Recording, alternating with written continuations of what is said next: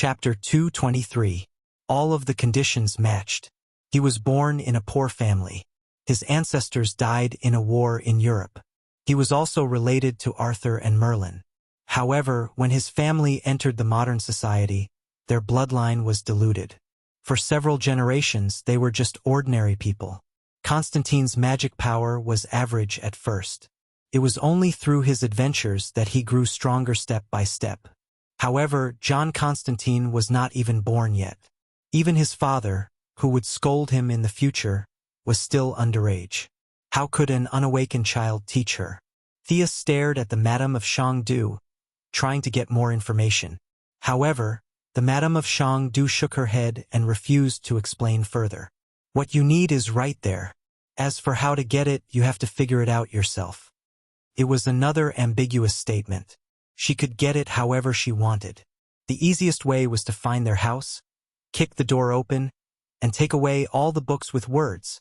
This method seemed fast, but it was too dangerous. Would Constantine seek revenge when he grew up? Of course he would. He was a man nicknamed Slag Kong. His bottom line would not be much higher than a transmigrator's. Thea did not want to return to Star City to find a group of demons playing Fight the Landlord in her house. If the hard way did not work, she could only use the soft way. As long as his father was willing to give her the magic book, he would not have much of a problem. However, what did his father lack now? She could only act according to the situation after she found him. Seeing that the Madame of Chengdu was about to remove the barrier, Thea suddenly thought of something. She could ask this expert, "Madam, please wait for a moment. I have another thing that I need your help with." The Madame of Chengdu might have felt that it was too much to send Thea away so hastily. She retracted her arm and sat down, ready to listen to what she had to say. "I have an ancient Egyptian talisman. If I use it directly, I am afraid that it will attract the attention of the gods. Is there any way for me to absorb the talisman's magic power without alarming the gods?" Thea knew that it was not good to show off one's wealth. However, the Madame of Chengdu was a Celtic deity. She would not be interested in the Egyptian deity's belongings. Thea was betting that the Madame of Chengdu was not interested in her belongings.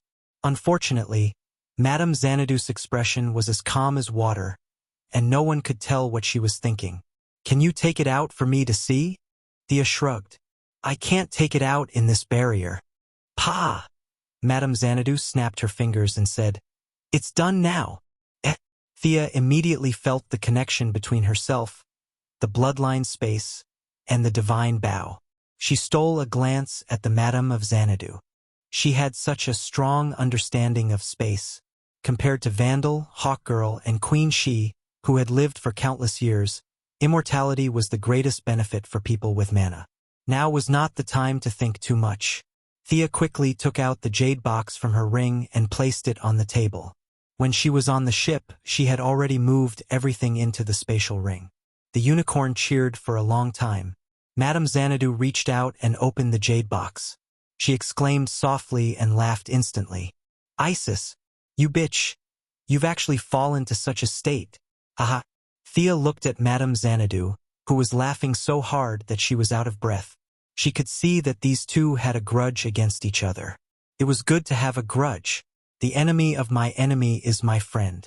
After laughing for a while, Madame Xanadu felt that she had lost her composure. She coughed twice and asked, "Little girl, what do you want to do?" Thea broke out in a cold sweat and repeated her request. "I see." Madame Xanadu did not answer directly. Instead, she looked at Thea from head to toe with her amber eyes and lowered her head to think.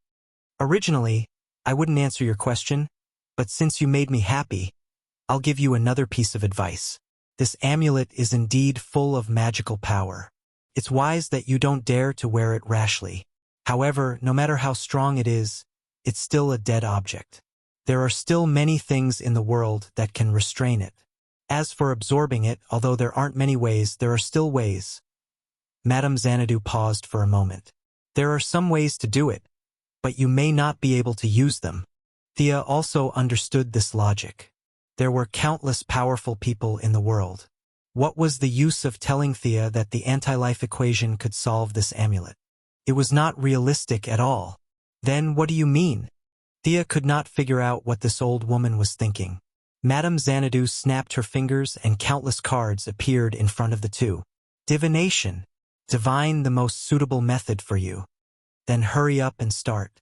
Thea found that after Madame Xanadu finished speaking, she crossed her legs and didn't say anything. What did she mean? Thea's brain spun a few times. Fortunately, she was smart enough to understand immediately. What the hell? She wanted something. She definitely did not want money, so it could only be magical equipment. Thea tried to take out the black mist dagger and shook it. Madame Xanadu did not even lift her eyelids. As expected, this dagger's level was too low. Thea rummaged through her bag again. This seemed to be quite suitable. She took out the orb of Horus that she had found on Purgatory Island. With the fall of Horus, the magic power of the orb had inevitably begun to decline. She had temporarily sealed it and planned to return to Star City to absorb it. Now, for the big amulet of Isis, she could only sacrifice the small orb of Horus. The orb of Horus attracted Madame Xanadu's attention. She looked up and down at Thea again. Descendant of Merlin, as the chosen one of the Greek gods, are you going to fight to the death with the Egyptian gods? At the mention of this, Thea almost cried. She did not want to. Who knew that the enemy gods she met back and forth were all from Egypt? Coincidentally, they were from the same family. She was also wronged.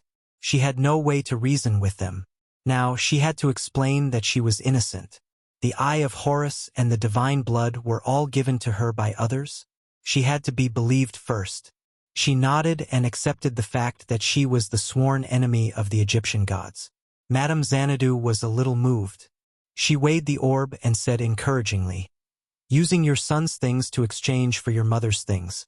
You're doing a good business. I see that you're a pleasing junior. Let me help you with divination this time." Thea pursed her lips. "Do you think I'm a noob? Your divination costs nothing.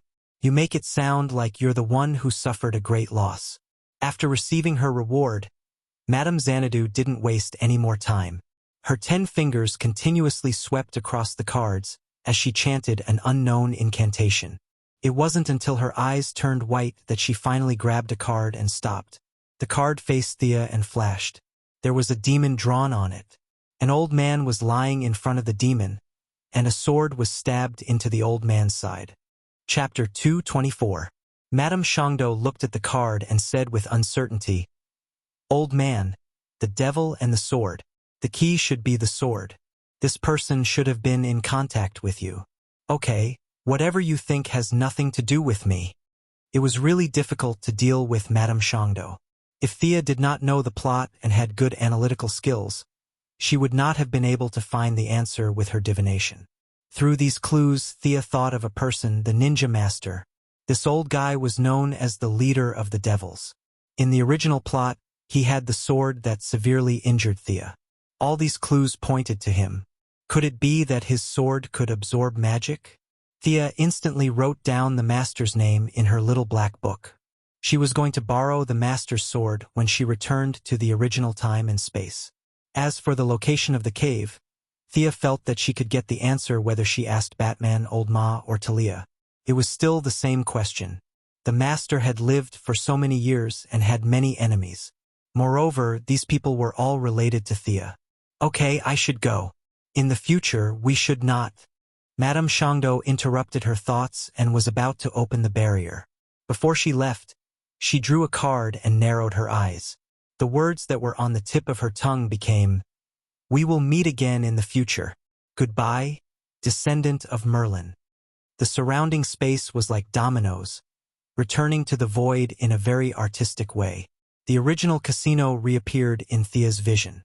The surrounding noise was heard again. Thea quickly looked at Madame Shangdo's seat and found that it was empty.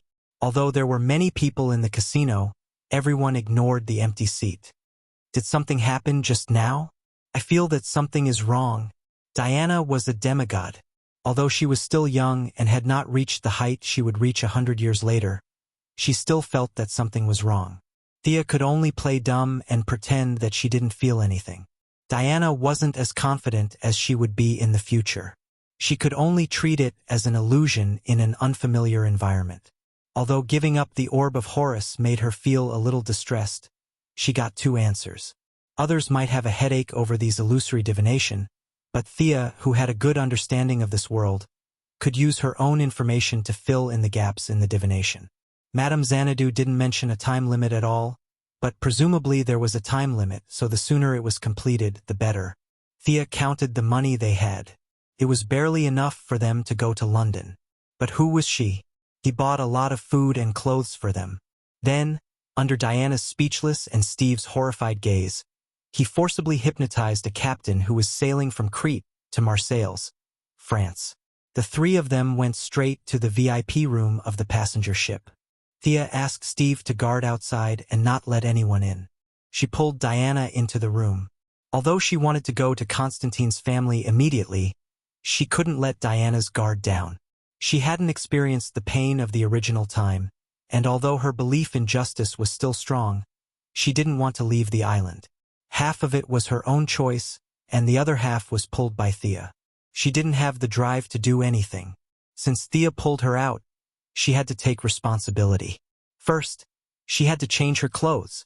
Anyone who saw a woman with a sword and a shield would be puzzled, especially in some big cities.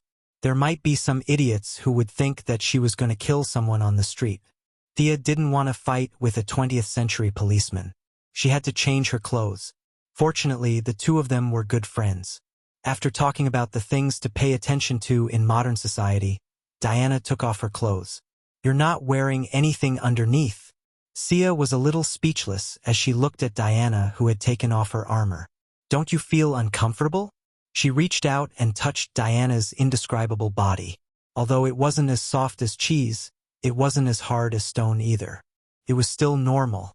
Why didn't it shake when she was wearing the armor? It didn't make sense. Fortunately, there were already underwear in this era.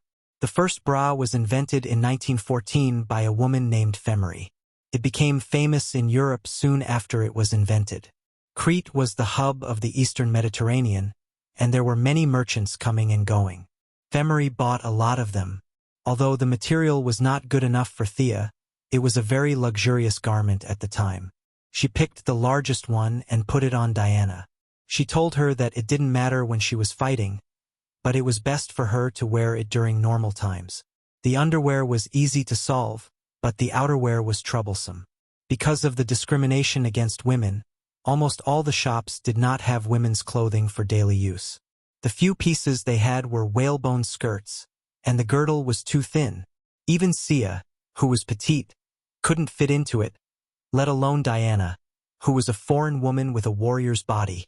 It was said that some aristocratic ladies had to have surgery to cut their ribs to wear it. Thea snorted. She wasn't that addicted to that. She couldn't find any suitable clothes. In the end, Steve came up with an idea.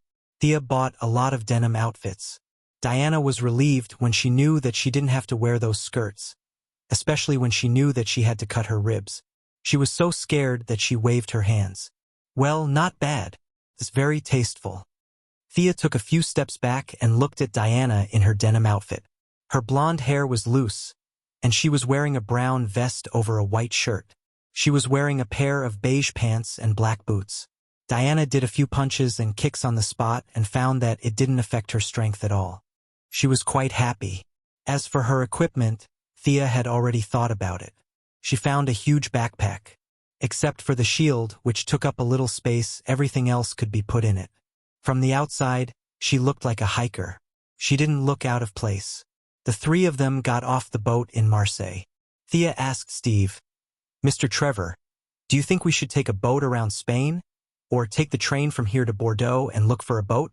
No matter how stupid Steve was, he could tell that Sia was definitely not a native, especially when she was compared to Diana's curious look. He thought for a moment and said, "The speed is about the same. There are too many people on the train, and your friend." He pointed at Diana. "Well, let's continue to look for a boat. It's best if it goes directly to England." "God, Diana, put it down." Thea was discussing with Steve when she suddenly saw a fat woman holding a baby pass by Diana. Diana's eyes lit up when she saw the baby. A human baby. Like a child who had seen a new toy, she quickly held the baby in her arms and waited. It seemed that she wanted to confirm whether Hippolyte's theory that babies were all angels with wings was correct. She threw the baby into the air.